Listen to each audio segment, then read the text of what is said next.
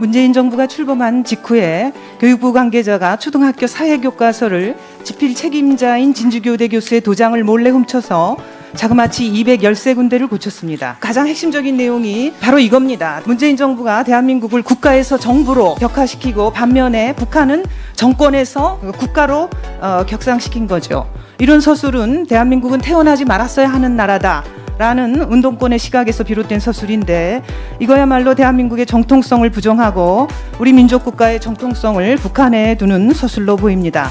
장관도 이 운동권의 시각과 마찬가지로 우리 민족국가의 정통성이 북한에 있다고 생각하십니까? 우리가 임시정부의 법통을 계승한 대한민국 정부입니다. 이미 1919년부터 우리는 대한민국 정부를 수립했기 때문에 대한민국 정부 수립이라고 45년도를 그렇게 기술하는 것입니다.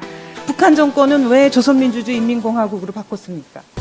저것은 북한의 공식 그 명칭이고요. 그리고 이런 집필은 집필진이 하는 겁니다. 저희는 교육 과정에 이것은 이때가 이제 국정교과서였기 때문에 1948년 8월 15일 대한민국이 건국되었다는 것은 대한민국 임시정부의 법통을 이어받는 헌법 정신을 정면으로 위배하고 있다라고 생각합니다. 동의하십니까? 네.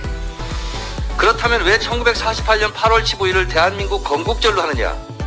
1948년 8월 15일 이전은 대한민국은 없다라는 거죠.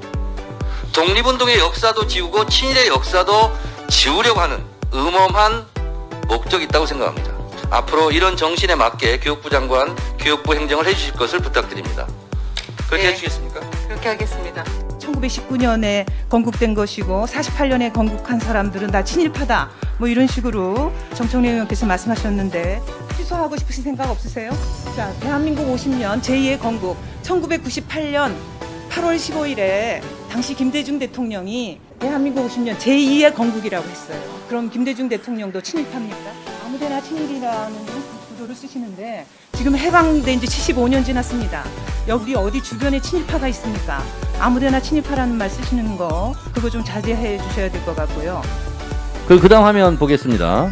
저거는 중앙일보사에서 발간한 월간중앙 2000년 8월 특종 대발굴입니다. 백범 김구 선생이 극악한 친일을 했다 하여 이 사람들만큼은 살려줄 수 없다 라고 작성된 살생부 명단 263명 명단입니다.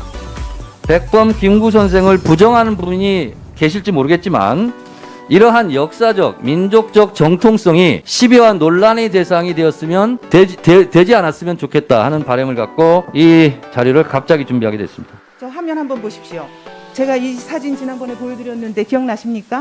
네. 1998년 김대중 정부에서 개최한 건국 50주년 행사입니다. 식장 상단에 제2의 건국이라고 크게 쓰여 있습니다. 당시 김대중 전 대통령께서 어떤 축사를 하셨는지 제가 지난번에 다루지 않았는데 존경하는 정청래 의원께서 감사하게도 제 질의에 이어 질의하시면서 이 슬라이드를 띄우셨습니다. 그 오른쪽에 한번 보세요. 오른쪽에 뭐라고 되어 있냐면 우리는 지금 광복 53주년, 건국 50주년을 맞이하게 되었습니다. 1998년 대통령 김대중이라고 써 있습니다. 1998년 당시 건국 50주년을 진정으로 축하했던 김대중 정신을 잊어서는 안 될 것입니다. 그로부터 10년 후인 2008년에 이명박 정부 역시 건국 60주년을 축하하는 행사를 진행했고요. 그 자리에는 김영삼 전 대통령도 계셨습니다. 맨 오른쪽이 김영삼 대통령이죠. 그 후 10년이 지난 2018년 문재인 정부는 건국 70주년을 기념하는 행사 열지 않았습니다. 도리어 2019년이 민주공화국 100년의 역사라고 주장하면서 북한과 공동 행사를 추진하겠다고 했습니다. 문 대통령 한마디에 임시정부 수립 100주년 기념사업 추진위원회가 만들어졌고 예산을 편성해서 45억 넘게 썼습니다. 그래서 장관님 기억하시나요? 북한과 공동 행사 했습니까? 2019년에? 작년에 공동 행사 했나요? 공동 행사는 없었던 것으로 알고 있습니다. 네, 할 수가 없었습니다. 북한으로부터 보기 좋게 거절당했습니다. 우리 정부는 북한이 애초에 임시정부를 평가절하한다는 사실도 모르고 일방적인 구애를 했던 것입니다. 그 후 2019년이 건국 100주년이라는 대통령의 주장은 사라졌습니다. 임종 100주년 행사에 대통령은 참석조차 하지 않았고 유야무야 치러졌습니다. 도대체 그 45억 7천만 원 어디로 간 겁니까? 김영삼, 김대중, 노무현, 이명박, 박근혜 정부에 이르기까지 48년 건국을 부정한 정부는 단 하나도 없었습니다. 그런데 왜 유독 문재인 정부만 역사 뒤집기를 시도합니까? 지난번에는 민주당 의원께서 48년 건국을 주장하는 사람은 친일파라는 생뚱맞은 주장까지 하셨는데요. 그러면 김대중 대통령을 포함해서 대한민국 역대 대통령이 전부 다 친일파란 말입니까? 우리나라 역대 교육과정을 한번 보십시오.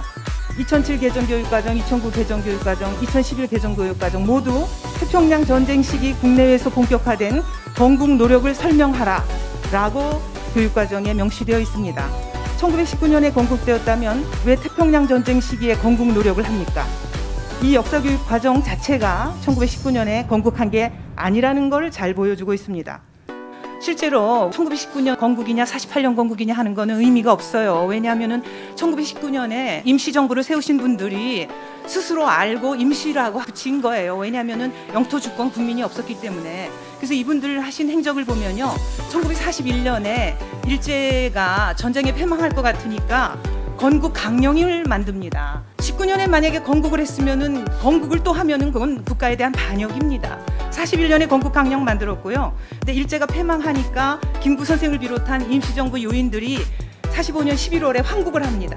그래서 돌아오시기 전에 커다란 종이 한 장에다가 쓰신 휘호예요. 근데 그 휘호를 보세요. 저기에 건국 필성이라는 거 보이시죠? 그 다음에 오른쪽에 화평 건국이라는 거 보이십니까? 평화롭게 건국하겠다, 반드시 돌아가서 건국했다라는 의지를 쓰신 겁니다.